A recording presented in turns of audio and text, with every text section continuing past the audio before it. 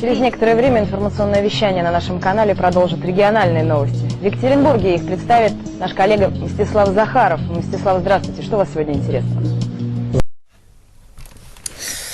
Alors que tout part en vrille et que les racailles nous font le remake du film La Purge American Nightmare, on nous annonce des éventuels couvre-feux, de la censure sur les réseaux sociaux, voire même de couper Internet à certaines heures. Pourquoi ne pas avoir instauré dès hier le couvre-feu dans votre ville ? Je l'ai fait hier à 20h. Eh bien, écoutez... Je l'ai fait un peu tardivement parce que j'attendais du président de la République, effectivement. Donc les annonces de l'après-midi, des mesures fortes, il ne l'a pas fait. Et donc on a pris nos responsabilités, même si évidemment c'est beaucoup moins fort qu'un couvre-feu national. Pendant que des Fabien Roussel cautionnent la censure et que les Éric Ciotti et Zemmour demandent le déclenchement de l'état d'urgence, notre ministre de la Justice ose nous sortir ça. En revanche, et comme je l'ai dit hier, tous ceux qui sont en charge d'assurer l'autorité parentale et qui ne le font pas, ils doivent être rappelés à l'ordre de deux façons. D'abord, moralement, pour redire que quand on est parent, certes, on a des droits, mais on a également des devoirs, et s'il le faut, légalement. Et bravo de le mettre en œuvre à quelques heures, au fond, de la réception de cette circulaire. C'est vraiment la prostituée qui se moque du trottoir, mon pauvre Eric. On en parle de ton fils qui a été mis en examen pour avoir bien tabassé sa conjointe, non ? Et oui, le fameux « faites ce que je dis, mais pas ce que je fais » de nos fameux politiques, parents de délinquants.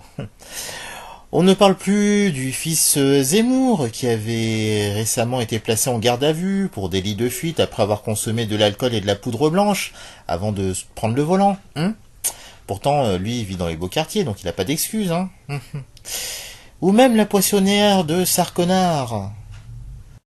L'un des enfants de l'eurodéputée Nadine Morano, précisément l'un de ses fils, a donc été interpellé un peu plus tôt dans cette journée, arrêté par la police. Ça s'est passé dans l'est de la France. Il est en garde à vue depuis pour des faits de délit de fuite consécutifs à un accident de la circulation et pour conduite sous l'emprise de la cocaïne. Ouais, du coup Nadine, qu'attends-tu pour rembourser l'argent des allocations familiales que tu as perçues depuis la naissance du gamin ? Allez, un petit dernier pour la fin. Vous voulez doubler les peines encourues dans certains quartiers de France qui s'appellent des quartiers de reconquête républicaine. Ce sont des quartiers difficiles où il y a plus de policiers. C'est pas des quartiers difficiles, je vous coupe. C'est des quartiers de reconquête républicaine, des quartiers dans lesquels la République n'existe pas.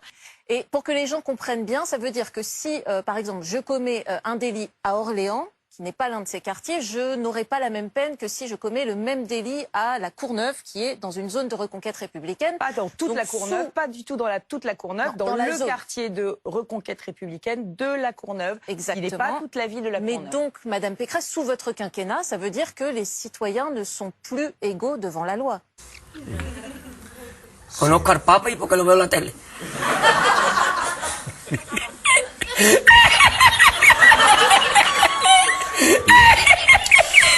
Voilà, ces mêmes gens qui nous font la morale H24, je vais juste vous dire, commencez par tenir vos gosses avant de faire la leçon aux autres. Спасибо, Мстислав. Мстислав Захаров, Вести Урал, простите. Ну и мы на этом с вами прощаемся до завтра. С вами были Татьяна Александровна И Михаил Антонов. Всего доброго, до встречи.